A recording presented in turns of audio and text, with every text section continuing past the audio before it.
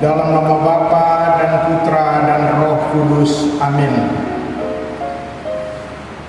Saudara-saudara sekalian yang sangat kami kasihi, ada seorang imam. Imam ini adalah seorang teolog. Imam ini adalah seorang sejarawan. Imam inilah yang menerjemahkan kitab suci bahasa Yunani dalam bahasa Latin Vulgata. Imam ini bernama Santo Hieronymus. Santo Hieronymus. Santo Hieronymus mengungkapkan kata-kata yang istimewa dan penting. Kalau kita tidak mengenal kitab suci, berarti kita juga tidak mengenal Yesus Kristus. Benarkah apa yang disampaikan oleh Santo Hieronymus ini? Saudara-saudara sekalian yang sangat kami kasihi, dari bacaan Injil bisa hari ini kita dengar kesaksian Santo Lukas. Lalu Yesus menjelaskan kepada dua murid dari Emmaus apa yang tertulis tentang dia dalam seluruh kitab suci. Saudara-saudara sekalian yang terkasih, ada dua murid dalam perjalanannya menuju Emmaus. Mereka kecewa. Karena kecewa mereka muram mukanya. Mereka kecewa karena apa yang mereka harapkan tidak ternyata. Mereka harapkan Yesus bangkit, Yesus hidup. Mereka tahu bahwa Yesus telah diserahkan kepada kesengsaraan dan kematian, tapi mereka masih ragu-ragu apakah Yesus itu hidup atau tidak. Dan saudara-saudara sekalian yang kami kasihi, kekecewaan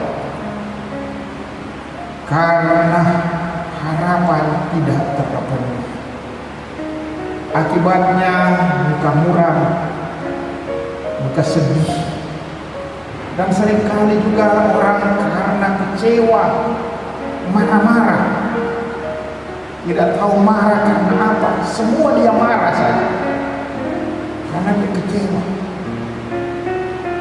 Bahkan bukan cuma marah-marah, seringkali orang dalam keadaan kecewaan dia membuat hal yang tidak masuk akal.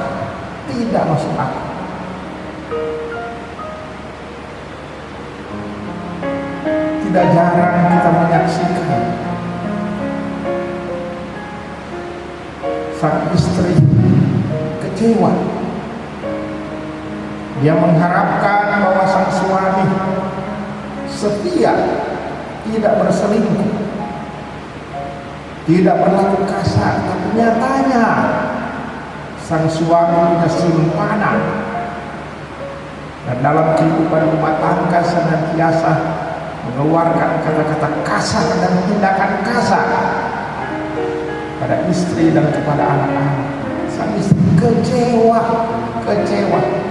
mungkin menyesal bahwa telah menjadikan pasangannya sebagai suaminya. Tapi sebaliknya juga ada banyak suami-suami kecewa dengan sang istri. Mereka mengharapkan istri mereka hemat, tidak menghambur-hamburkan duit untuk hal-hal yang tidak berguna, untuk beli tas, untuk beli make up dan sebagainya. Tapi sang suami kecewa karena nyatanya mereka lihat sang istri berfoya-foya menghabiskan uang. Kecewa karena harapan tidak terpenuhi. Tapi juga banyak pasangan-pasangan suami istri yang kecewa karena sudah bertahun-tahun mereka berkeluarga, tapi nyatanya anak tidak hadir dalam keluarga. Mereka kecewa apa yang mereka harapkan bahwa anak ada dalam keluarga, nampaknya tidak ada. Kecewa, putus asa. Saudara-saudara sekalian yang terkasih, juga banyak anak-anak yang kecewa dengan orang tua karena setiap hari orang tua berkelahi, setiap hari terjadi pertempuran dalam keluarga, dan anak menyaksikan papa dan mama tidak saling mencintai, saling dendam, saling dusta. Atau sebaliknya juga ada banyak orang tua kecewa dengan anak-anak pemalas, studinya tidak berhasil, pergaulannya tidak beres. Atau mereka kecewa anak sakit atau anak cacat.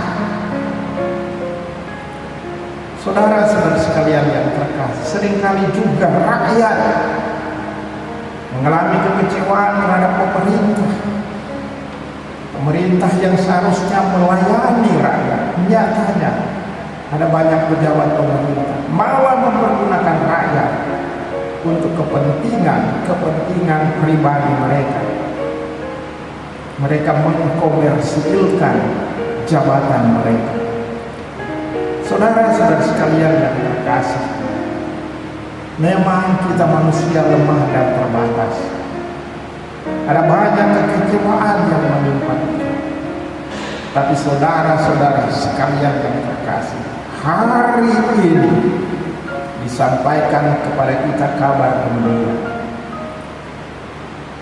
Di dalam kekecewaan itu, Tuhan tidak membiarkan kita. Tuhan tidak melupakan kita. Tapi Tuhan hadir menemani kita, seperti Tuhan menemani dua murid dari Emmaus, seperti kita dengar dalam bacaan ini. Tuhan mendengarkan kita, Tuhan sehati seperasaan dengan kita. Tuhan tidak membiarkan bahwa kita muka muram. Tuhan mau bahwa kita diliputi dengan sukacita dan kegembiraan. Tapi saudara-saudara sekalian, Tuhan itu telah bangkit, Tuhan telah hidup, Dia tidak mati lagi. Tuhan telah tampil sebagai hakim yang maha tinggi, yang menghakimi manusia tanpa pandang bulu, seperti kita dengar dalam bacaan kedua. Tuhan menghakimi setiap orang. Siapa yang benar akan dibalas, diberi ganjaran. Tetapi siapa yang salah melaksanakan perbuatan jahat, nasibnya adalah neraka. Tuhan itu ada, Tuhan itu hadir. Tapi seringkali meskipun Tuhan telah hadir dan kita tidak dapat melihatnya, hanya ada tanda-tanda di dalam kehidupan kita bahwa Tuhan itu hadir. Tapi seringkali kita tidak percaya. Kita tidak percaya. Mata kita tidak bisa melihat. Hati kita tertutup untuk melihat Tuhan.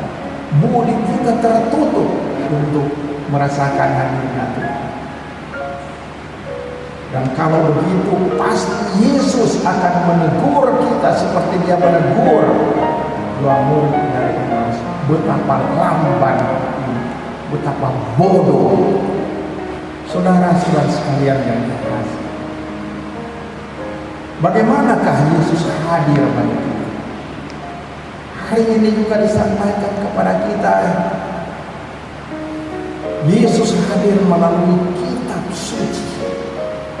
Kitab suci. Kitab suci merupakan tanda kehadiran Yesus yang baru. Kitab suci berisi sabda Allah, firman Tuhan, yang menceritakan bahwa Allah itu hidup, Allah hadir melalui Yesus yang baru. Jangan takut, jangan takut. Karena itu seperti dikatakan oleh Santo Agustinus, dia mengatakan dengan kata-kata Latin ini, tole lege, ambil kitab suci dan baca, ambil kitab suci dan baca. Seringkali kita umat Katolik dibandingkan dengan umat non-Katolik yang lain, kita malas baca kitab suci. Kita datang ke gereja, kita tidak bawa kitab suci, kita hanya bawa handphone saja. Dan seringkali mengatakan, toh dalam handphone ada kitab suci, padahal itu kosong saja. Memang ada, tapi apakah kita mengikuti serta Tuhan yang disampaikan lewat handphone? Pasti tidak. Mungkin browsing, melihat hal-hal yang lain sementara perayaan Ekaristi. Ambil kitab suci, baca kitab suci, renungkan kitab suci. Tetapi yang penting juga seperti Yesus, kita harus juga mampu menjelaskan kitab suci. Orang tua, jadilah guru-guru yang baik untuk menerangkan kitab suci kepada anak-anak. Tapi bagaimana orang tua bisa menerangkan kitab suci kepada anak? Orang tua juga pemalas baca kitab suci, tidak tahu isi kitab suci. Malah anak-anak yang menertawakan orang tua.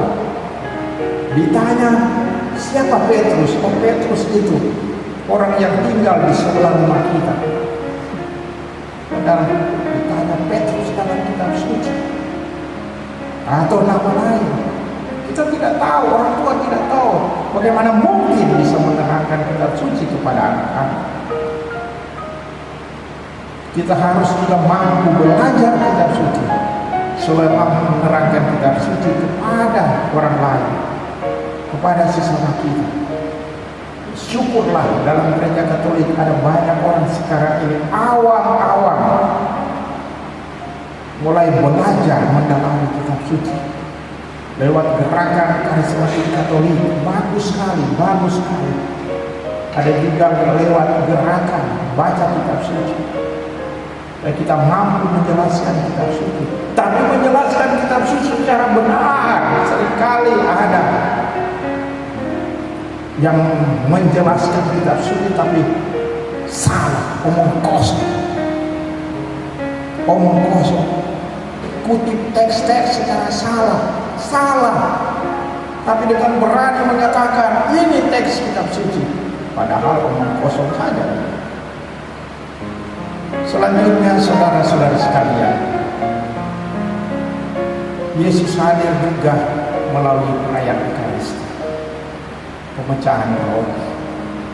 Marilah kita menghormati Ekaristi, menghormati Ekaristi. Kita datang mengikuti perayaan Ekaristi. Kita datang mengambil bahagian dalam perayaan Ekaristi. Kita tidak diam, kita tidak pasif ketika kita menghadiri Ekaristi, tapi kita senantiasa berpartisipasi secara aktif. Sungguh Ekaristi merupakan anugerah besar Tuhan kepada kita sekalian. Baguslah kata-kata dari Bapak-Bapak Konsili Vatikan II dalam konstitusi Sacrosanctum Concilium atau dalam konstitusi tentang liturgi, dikatakan demikian: Ekaristi adalah puncak kemana seluruh kegiatan gereja diarahkan, tapi juga adalah sumber dari mana seluruh kekuatan gereja itu mengalir. Semoga demikian. Amin. Dalam nama Bapa dan Putra dan Roh Kudus.